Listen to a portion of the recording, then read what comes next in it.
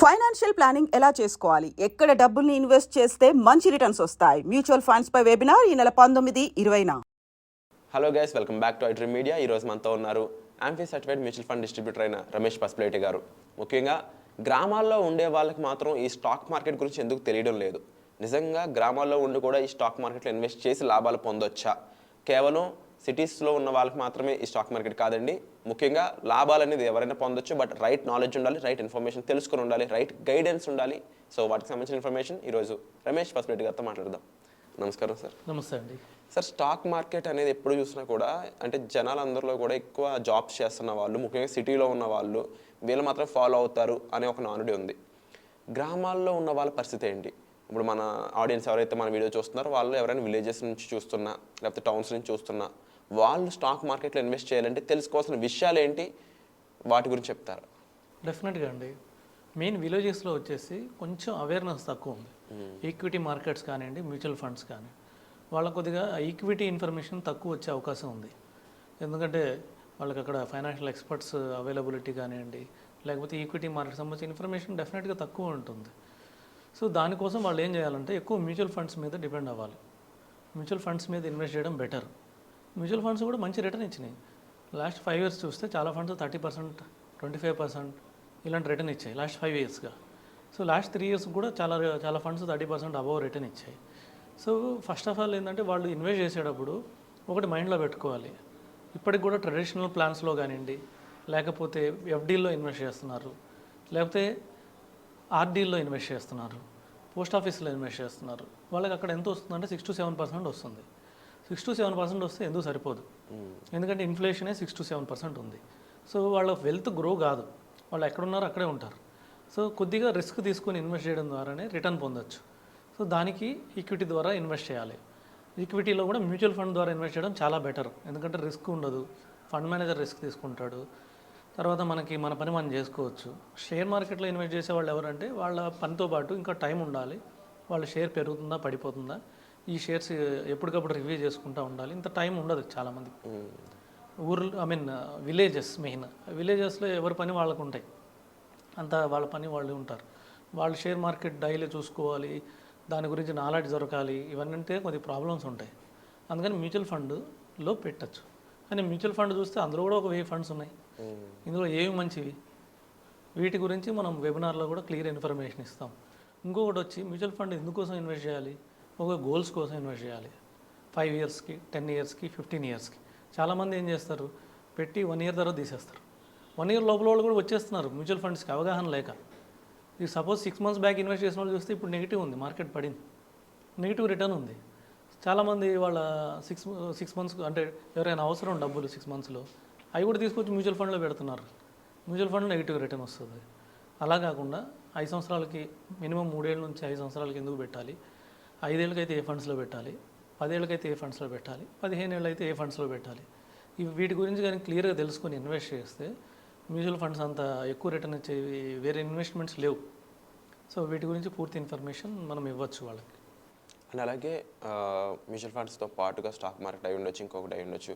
వీటన్నిటికి తెలిసి ఫైనాన్షియల్గా వాళ్ళకి నాలెడ్జ్ ఉండాలి. ఫైనాన్షియల్ ఫ్రీడమ్ యాక్సెస్ చేయడానికి వాళ్ళకి ఫైనాన్షియల్ గైడెన్స్ అనేది చాలా ఇంపార్టెంట్. అందులో ఎమర్జెన్సీ ఫండ్ అయి ఉండొచ్చు, బడ్జెట్ ప్లానింగ్ అయి ఉండొచ్చు, అలాగే డెట్ మేనేజ్మెంట్ అయి ఉండొచ్చు, వాళ్ళ ఇన్కమ్ మేనేజ్మెంట్ అయి ఉండొచ్చు. వీటికి సంబంధించి ఏం చెప్తారు? డెఫినెట్గా అండి, ఫైనాన్షియల్ ప్లానింగ్ ఓవరాల్ వీటన్నిటిని కలిపితే ఫైనాన్షియల్ ప్లానింగ్ అంటారు. ఫైనాన్షియల్ ప్లానింగ్ ఎవరికి అవసరం, మీకు అవసరం, నాకు అవసరం, అందరికీ అవసరం. ఎందుకంటే financial planning starting with emergency fund. Emergency fund ఎందుకు ఉండాలి, ఒక 3 నుంచి 6 నెలల ఎక్స్పెన్సెస్ ఎందుకు ఉండాలి? అందరికీ ఇన్కమ్ రెగ్యులర్గా ఉంటుందంటే విలేజెస్లో చాలామంది అంటే బిజినెస్ల మీద ఆధారపడతారు. సో బిజినెసెస్కి రెగ్యులర్ ఇన్కమ్ ఉంటుందా, ఉండదు.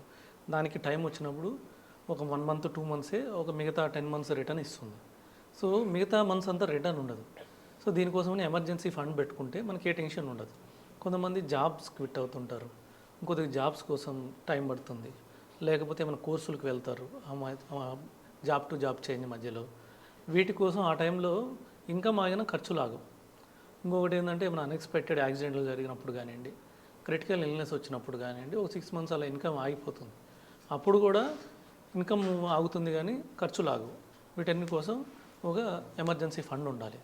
దాని తర్వాత వచ్చిన జీతంలో 25 to 30% దాచిపెట్టుకోవాలి ఫ్యూచర్ కోసం. ఎందుకంటే ఇది సెకండ్ ఇన్కమ్, ఇది ఫ్యూచర్లో మనకు సెకండ్ ఇన్కమ్ ఇస్తుంది. Financial freedom. మనం 15,000 కానీ దాచిపెట్టుకొని 15 ఏళ్ళు దాచిపెట్టుకుంటే 1 crore అవుతుంది. 1 crore మనం 1% విడ్రా చేయొచ్చు అక్కడ నుంచి. అంటే ₹1,00,000 విడ్రా చేసుకుంటే వెళ్ళిపోవచ్చు. అంటే 15 ఏళ్ళ తర్వాత మనం ఇన్కమ్ శాలరీ ఉన్నా లేకపోయినా, బిజినెస్ ఉన్నా లేకపోయినా నెలకు ₹1,00,000 విడ్రా చేసుకొని దాని మీద ఆధారపడవచ్చు. లేదు 15,000 పెట్టాల్సిన వాళ్ళు కష్టమైతే 10 ఏళ్ళు కూడా పెట్టుకొని స్టెప్అప్ చేసుకుంటూ పోవచ్చు. ఎవ్రీ ఇయర్ 10% చేసుకుంటా పోయినా 15 ఏళ్ళ తర్వాత 1 crore 10 lakhs వస్తుంది. దాని మీద 1% విత్డ్రా చేసుకున్న 1,10,000 రూపీస్ వస్తుంది. ఇట్లా సెకండ్ ఇన్కమ్ ప్లాన్ చేసుకోవాలి. దీని తర్వాత రిస్క్ ప్లానింగ్, అంటే ఏమైనా అన్ఎక్స్పెక్టెడ్గా జరిగితే ఫ్యూచర్ గోల్స్, డిపెండెంట్స్ ఉంటారు, వాళ్ళ ఖర్చులు ఉంటాయి, పిల్లలకి ఎడ్యుకేషన్ ఉంటుంది, వీటన్నిటికీ ప్లానింగ్ చేసుకుంటూ వెళ్ళాలి. తర్వాత లాస్ట్ ఏంటంటే మనకి ట్యాక్సేషన్ అంటే ఏంటి, ఎంత పే చేయాలి. దాని తర్వాత విల్ రైటింగ్, అంటే ఆస్తులు తర్వాత తదనంతరం ఎవరెవరికి చేయాలి. ఇదంతా ఓవరాల్ అందరికీ అవసరమైనదే. కొంతమంది ప్లాన్ చేసుకుంటారు, కొంతమంది ప్లాన్ చేసుకోరు. ప్లాన్ చేసుకున్న వాళ్ళకి ఏంటంటే వాళ్ళ క్లారిటీ ఉంటుంది, వాళ్ళు తొందరగా ఫైనాన్షియల్ ఫ్రీడమ్ పొందుతారు, తొందరగా రిటైర్ అవుతారు. ఎందుకంటే వాళ్ళ క్లారిటీ ఉన్నప్పుడు వాళ్ళకి ఎక్కువ రిటర్న్ వచ్చింది. సార్ అంటే ఇవన్నీ కూడా ఇండివిజువల్కి అర్థం కాదు విషయాలు, ఎందుకంటే వాళ్ళ పనుల్లో వాళ్ళ బిజినెస్లో వాళ్ళు బాగా ఇన్వాల్వ్ అయిపోయి ఉంటారు, బిజీగా ఉంటుంటారు. దానివల్ల వాళ్ళ ఫైనాన్సెస్ మేనేజ్ చేసుకోలేక నష్టపోతుంటారు. బేసిక్గా వాళ్ళ మనీని ఎలా మేనేజ్ చేయాలనే విషయం ఎవరికి తెలియదు. దీని మీద మీరు ఇచ్చే గైడెన్స్ ఏ విధంగా ఉంటుంది? డెఫినెట్గా అండి, ఈ ఫైనాన్షియల్ ప్లానింగ్, ఓవరాల్ ప్లానింగ్ని మనము ఎట్లా చేయాలి, ఎక్కడెక్కడ ఇన్వెస్ట్ చేయడం ద్వారా ఈ ఫైనాన్షియల్ ప్లానింగ్ కరెక్ట్గా సూట్ అవుతుంది. సో షార్ట్ టర్మ్కి ఎక్కడ ఇన్వెస్ట్ చేయాలి, మీడియం టర్మ్కి ఎక్కడ ఇన్వెస్ట్ చేయాలి, లాంగ్ టర్మ్కి ఇన్వెస్ట్ చేయాలి, తర్వాత ఏ గోల్కి ఎంత అవసరము, ఏ గోల్కి ఎంత అవసరం ఉంది, ఏ ఫండ్లో ఇన్వెస్ట్ చేయాలి, ఇవన్నీ మనం 1-to-1 డిస్కస్ చేయొచ్చు వెబినార్లో. సో దానివల్ల ఏంటంటే వాళ్ళకి ఒక 100% క్లారిటీ ఉంటుంది. సో ఆ 100% క్లారిటీ ఉన్నప్పుడు గోల్స్ అచీవ్ అవుతారు. Wonderful sir, thank you so much for the information. So ఎవరైతే మీ ఫైనాన్షియల్స్ని అంటే సరిగ్గా మేనేజ్ చేసుకోలేకపోతున్నామో, నెల చివరికి వచ్చేటప్పటికి డబ్బులు అసలు మిగలట్లేదు, బిజినెస్ చేస్తున్నా కానీ ఎంత నష్టాల్లో ఉన్నామా అనే ఎవరైతే ఉన్నారో వాళ్ళందరూ కూడా ఈ ఫైనాన్షియల్ ఫ్రీడమ్ అనే వర్క్షాప్కి అటెండ్ అవ్వడం చాలా ఇంపార్టెంట్. మీ ఫైనాన్షియల్ మేనేజ్ చేసుకోవడం దగ్గర నుంచి మొదలుపెట్టి మీ దగ్గరకు వస్తున్న మనీని రైట్ వేలో ఎక్కడ ఇన్వెస్ట్ చేయాలి, ఇన్వెస్ట్ చేయడం ద్వారా ఎంత టైంలో ఎంత రిటర్న్స్ అనేవి పొందొచ్చు, ఎప్పుడు పనిచేస్తూనే ఉండాలా, ప్రాపర్గా ఎర్లీ ఏజ్లో రిటైర్ అయ్యే స్కోప్, అలాంటి ప్లాన్స్ ఏమేమి ఉన్నాయి, ఇవన్నీ కూడా ఈ వర్క్షాప్ ద్వారా మీరు తెలుసుకోవచ్చు.